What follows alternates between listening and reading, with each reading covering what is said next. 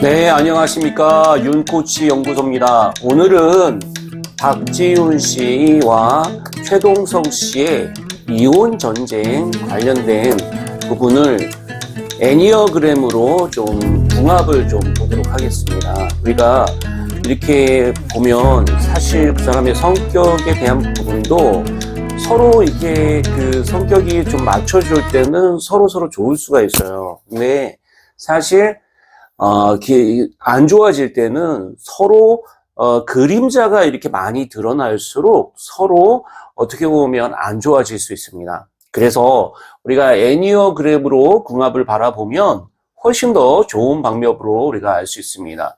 박지훈 씨의 이제 성격을 보면 많은 사람들이 이분이 이제 좀 활달하고 그러다 보니까 이분을 이제 7번으로 좀 보는 분들이 있어요. 애니어그램으로 7번으로 보는 분들이 있는데, 7번은 날개를 쓰시는 것 같고요. 6번이 원래의 성격일 것 같습니다. 그래서 애니어그램에 6번이면서 7번의 날개를 쓰는 부분으로 보입니다. 그리고 MBTI로는 ISTJ, 의 성향을 갖고 있어요. 그래서 선을 잘 그 나름대로 지키면서 그 안에서 자유로움을 추구하는 스타일이라고 봐야 돼요. 그래서 박지훈 씨가 갖고 있는 성격이 특히 자기를 잘 맞춰주는 사람을 되게 좋아했던 거죠. 그래서 최동석 씨와 이제 같이 동기이기도 하고 또 최동석 씨가 박지훈 씨가 원하는 부분들을 잘 맞춰줬기 때문에 가정의 생활이 그래도 어느 정도 유지가 됐었어요. 근데 이제 최동석 씨의 성격을 보면 이제 겉으로 봤을 때는 이제 얼굴도 좀 듬직해 보이고 막 이런 부분들이 있다 보니까 9번이라고 생각하는 사람들이 많아요. 근데 실제 말씀하시는 거나 그리고 이 자료들을 보면 9번처럼 이렇게 어떻게 보면 포용력이 있거나 그러지 않습니다. 겉으로 보일 때 이제 그런 부분들이 좀 보이지만 그거는 이제 사회화된 것 같고요. 원래의 그 본인의 성격은 4번 유형인 것 같아요. 그래서 4번 유형이면서 5번 날개를 갖다 보니까 약간 내성적인 부분들이 드러납니다. 그래서 이런 분들은 특히 INTJ라고 볼 수 있어요. 근데 INTJ 부분이라고 볼 수 있는데 이게 INTJ나 INTP P로 우리가 또 볼 수 있어요. 그래서 우리가 이 최동석 씨가 갖고 있는 성격에 대해서 좀 더 이 INFP라고 볼 수 있습니다. 그래서 INFP면서 4번이면서 5번의 날개를 쓰고, 그래서 본인의 에너지가 좋을 때는 되게 포용력이 높아요. 그리고 감정을 잘 읽고, F가 높다 보니까 감정을 잘 읽어줍니다. 근데 이제 문제는 이 감정형들이 에너지가 떨어졌을 때, 본인의 에너지가 떨어지고, 본인이 좀 어떻게 보면 이제 여러 가지로 일이 안 풀리고 이럴 때, 사실은 감정의 기복이 좀 심해져요. 거기다가 최동석 씨는 또 SNS에 많이 중독이 되어 있는 것 같아요. 그러다 보니까 그런 부분들이 결국에 이 감정의 기복이 많이 드러나고 있습니다. 그것이 이제 어떻게 보면 표현력이 좋아서 서로 이제 결혼하게 됐다면 그런 부분들이 지금은 어떻게 보면 이런 부분에서 감정의 기복이 좀 더 둘이 일어나고 있어요. 그래서 이런 것들을 해결하지 않으면 사실은 이제 어떻게 보면 지금 이혼 단계에 있고요. 근데 중요한 건 이혼을 하면서도 아이들이 있기 때문에 아이들에게 상처를 주지 않는 방법으로 가시는 게 좋다. 그래서 2009년도에 결혼을 했고 15년 동안 두 아이를 낳았어요. 그리고 지금은 이혼의 이제 전쟁을 하고 있습니다. 이거 어디서부터 이렇게 꼬였을까요? 잘 들어보십시오. 자신만 바라보고 이기적인 여자 박지윤 씨는 자신에게 잘 맞춰주는 남자에게 끌렸습니다.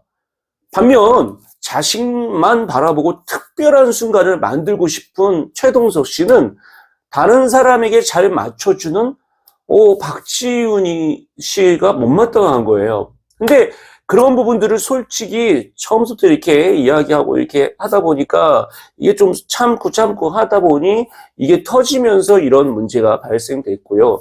또 박지훈 씨 같은 경우도 이게 그 6번이면서 이제 불안한 부분이 있다 보니까 그 불안을 좀 더 이게 좀 품어주고 좀 더 신뢰해주는 사람들에게 끌린단 말이에요. 그리고 또 자유로움을 또 추구하는 7번의 날개를 갖고 있더라고요. 그러다 보니까 밖에 나가서 이성적인 사람들을 많이 만나고 또 일을 하다 보니 본인의 어떤 마음이 있다 보기보다는 그런 만남이 있을 수밖에 없고 또 자유로운 부분이 있다는 거죠. 그리고 둘이 또 한 가지의 문제점은 뭐냐면 소통할 때 이 동기잖아요. 물론 이제 최동석 씨가 이제 한 살이 많고 이제 결혼을 했는데 그러다 보니까 이 두 사람이 동기이다 보니 서로 반말에다가 이런 어떤 쌍욕에다가 이런 것들이 오가는 이 카톡들이 또 디스패치에도 이렇게 공개됐어요. 이런 것들이 사실은 문제될 수 있습니다.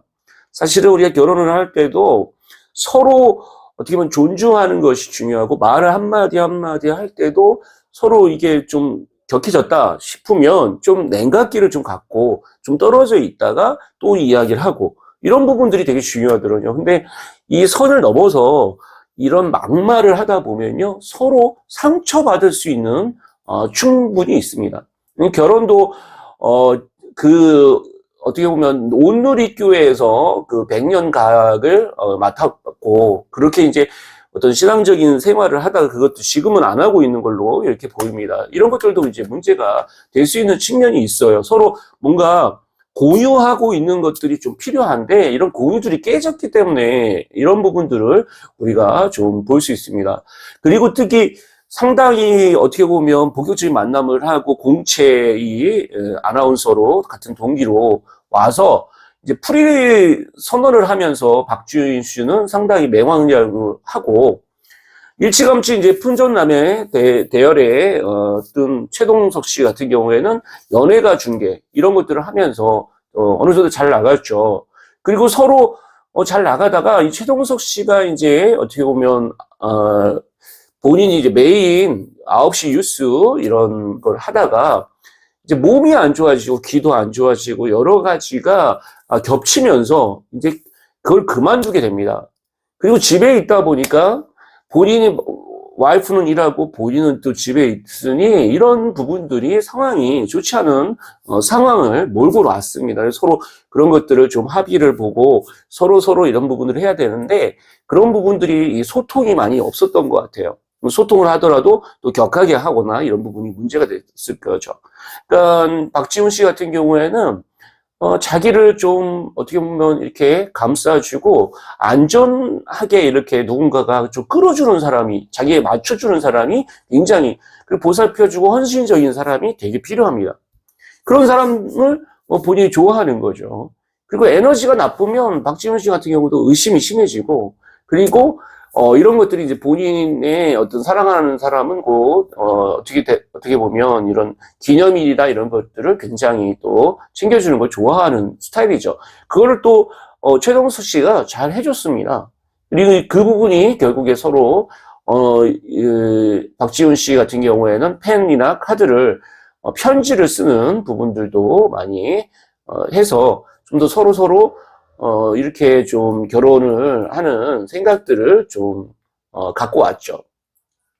근데 이제 박지훈 씨가 옛날에는 다소거한 이미지였다가 본인이 좀 이제 생활을 이제 활동을 하면서 이름이 알려지면서 욕망 아줌마, 그리고 추리의 여왕, 그리고 뭐 이런 식으로 자기의 닉네임을 가지면서 이 여자 MC가 힘들어하는 부분들을 좀 더 예쁜 척 한다든지 이러지 않고 좀 괄괄하게 여성적인 것보다는 남성적인 어떤 그런 부분들로 좀 이렇게, 가게 된 거죠. 그리고 이거를 선을 잘 지키면서도 남녀들 간의 호불호가 갈지 않는 편으로 이렇게 했었어요. 근데 이제 어디서 이제 문제가 발생됐냐면 이렇게 이미지도 상당히 좋았었는데 SNS에서 이 코로나 지키지 않았던 거 이런 것들도 문제가 되면서 서로 비난을 받다 보니까 그런 것들이 일도 끊기게 되고 그런 것들이 서로 안 좋게 되는 상황이 됐죠. 또 교통사고도 있지 않았습니까?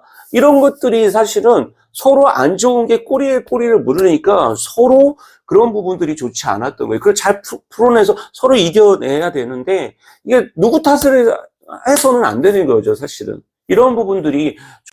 그래서 이 코로나 사태 때 인스타에 가족 여행 사진을 올리고 이런 것들이 이제 사회적 거리를 언급하면서 네티즌하고 언쟁이 붙어가지고 또 문제가 생겼어요. 그래서 인스타나 이런 거에 많이 빠진 게 사실은 둘 다 어떻게 보면 연예인이다 보니까 또 방송인이고 연예인이고 아나운서고 그러다 보니 인스타를 많이 쓰는 거는 이해는 되지만 그 인스타에 좀 올려야 될 게 있고 올려야 되지 않을 게 있는데 이런 걸 올리다 보니까 사회적으로 문제가 있는 거 아니야, 공인들이. 이런 얘기를 했었고 거기에 대응하는 것도 요즘 이래라 저래라 하는 프로 불편러들이 왜 이렇게 많아? 그러면서 자기의 삶에 불만이면 제발 스스로 풀자. 남의 삶에 간섭하지 말고 이렇게 이제 또 올리는 거죠.